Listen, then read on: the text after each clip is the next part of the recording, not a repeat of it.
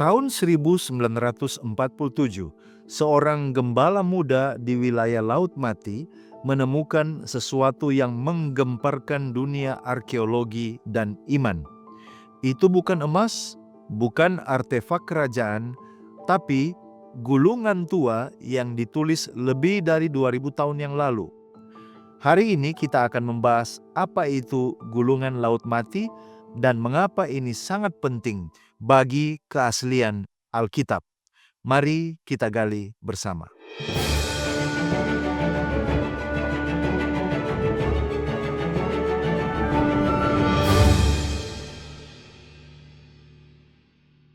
Gulungan Laut Mati ditemukan di gua-gua Qumran dekat Laut Mati oleh seorang anak Beduin. Temuan ini berkembang menjadi lebih dari 900 manuskrip tersebar di 11 gua dan mencakup naskah-naskah Perjanjian Lama, tulisan-tulisan sekte Yahudi, dan dokumen dari komunitas. Yang paling menakjubkan, banyak dari gulungan ini ditulis sekitar 200 sampai 100 tahun sebelum kelahiran Yesus. Mari kita lihat isi gulungan Laut Mati. Ada 3 jenis tulisan dalam gulungan Laut Mati. Yang pertama adalah naskah Alkitab, yaitu salinan kitab-kitab Perjanjian Lama, seperti Yesaya, Mazmur, dan Kejadian. Yang kedua adalah tulisan apokrif dan pseudepigrafa, yaitu buku-buku keagamaan Yahudi yang lainnya. Yang ketiga adalah tulisan dari komunitas Qumran, berisi tentang peraturan dan tafsiran kitab suci dari kelompok SNS.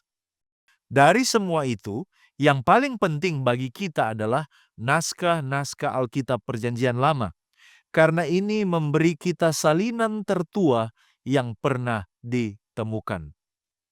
Mari kita lihat perbandingan antara gulungan Laut Mati yang ditemukan dan Alkitab modern yang ada di tangan kita. Sebelum penemuan ini, salinan Perjanjian Lama tertua yang kita miliki berasal dari abad ke-10 Masehi. Tapi gulungan Laut Mati membawa kita 1000 tahun lebih dekat ke zaman aslinya. Contohnya kitab Yesaya, ditemukan hampir lengkap di Qumran, dan saat dibandingkan dengan Alkitab modern, hasilnya sangat mencengangkan. 95% teksnya itu identik, dan sisanya hanyalah perbedaan kecil, seperti ejaan atau kata penghubung yang tidak mengubah makna. Ini menunjukkan bahwa Alkitab telah disalin dengan ketelitian yang luar biasa selama berabad-abad. Mungkin Anda bertanya, mengapa ini relevan bagi kita? Banyak orang yang skeptis berkata, Alkitab sudah berubah-ubah. Mana bisa dipercaya? Tetapi gulungan Laut Mati membuktikan sebaliknya. Ini adalah bukti arkeologis bahwa Alkitab yang kita miliki hari ini konsisten dengan naskah-naskah kuno. Tidak ada rekayasa, tidak ada revisi rahasia oleh gereja. Yang ada adalah kesetiaan umat Allah dalam menjaga firman-Nya. Mari kita lihat peneguhan dari penemuan ini. Gulungan Laut Mati bukan hanya artefak kuno, tetapi peneguhan bahwa firman Tuhan itu tidak berubah, seperti yang tertulis di dalam Yesaya 40 ayatnya yang ke-8. Rumput menjadi kering, bunga menjadi layu, tetapi firman Allah kita tetap untuk selama-lamanya. Bagaimana dengan penemuan arkeologi? Apakah ini mengkonfirmasi kebenaran dan keabsahan Alkitab kita? Alkitab seringkali disebut sebagai kisah spiritual. Tetapi apakah kisah-kisahnya ini benar-benar terjadi atau historikal? Bisakah kita membuktikan secara fisik? Nah, pada kesempatan ini, kita akan menyusuri juga dunia arkeologi dan melihat apakah penemuan-penemuan kuno mendukung isi Alkitab. Apa hubungan antara arkeologi dan Alkitab? Kita perlu tahu bahwa arkeologi adalah ilmu yang mempelajari peradaban kuno melalui sisa-sisa fisik, seperti bangunan, prasasti, dan alat-alat. ketika dilakukan di wilayah Israel, Palestina, Mesir, dan sekitarnya, yang juga menjadi latar kisah Alkitab, arkeologi ini menjadi alat bantu yang luar biasa untuk menguji catatan sejarah di dalam kitab suci. Tapi, penting untuk diingat, tujuan utama arkeologi bukan membuktikan Alkitab, melainkan untuk memahami masa lalu. Namun berulang kali, penemuan arkeologis justru mengkonfirmasi pernyataan-pernyataan di dalam Alkitab. Mari kita lihat beberapa penemuan-penemuan yang mendukung Alkitab. Yang pertama adalah prasasti Tel Dan, diperkirakan dari abad ke-9 sebelum Masehi, menyebut rumah Daud. Ini bukti bahwa Raja Daud bukan tokoh mitos, tetapi benar-benar ada.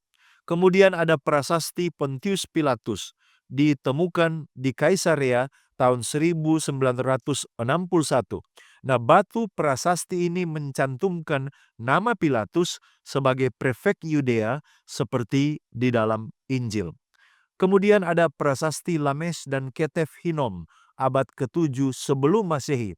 Ini adalah gulungan perak dengan berkat imam yang terdapat di dalam Bilangan 6 ayat 24-26. Ini menjadi teks Alkitab tertua yang pernah ditemukan. Lalu pernah juga ditemukan reruntuhan kota Yeriko.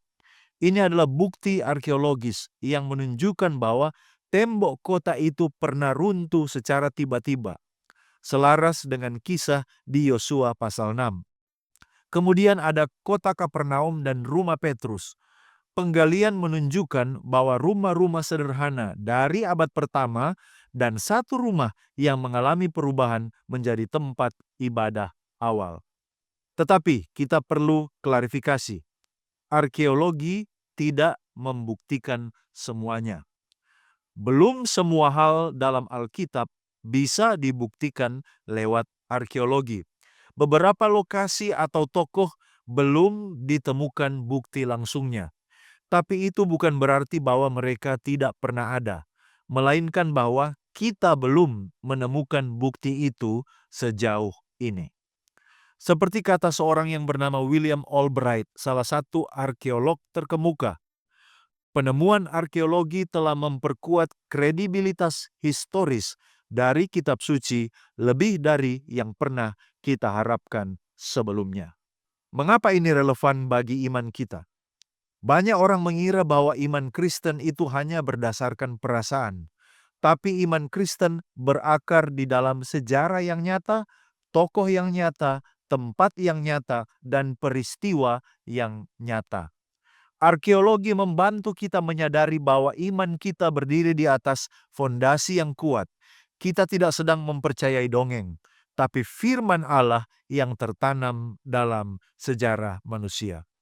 Saudaraku, Alkitab tidak membutuhkan arkeologi untuk menjadi benar, tapi arkeologi telah menjadi saksi bisu yang terus berteriak bahwa apa yang ditulis dalam Alkitab benar-benar terjadi.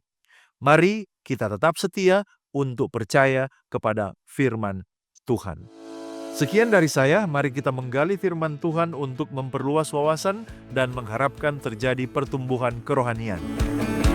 Jika Anda merasa diberkati dan dicerahkan oleh pembahasan ini, silakan bagikan video ini kepada orang-orang terkasih dan kita akan berjumpa kembali pada episode berikutnya hanya di Depth Inside Growth.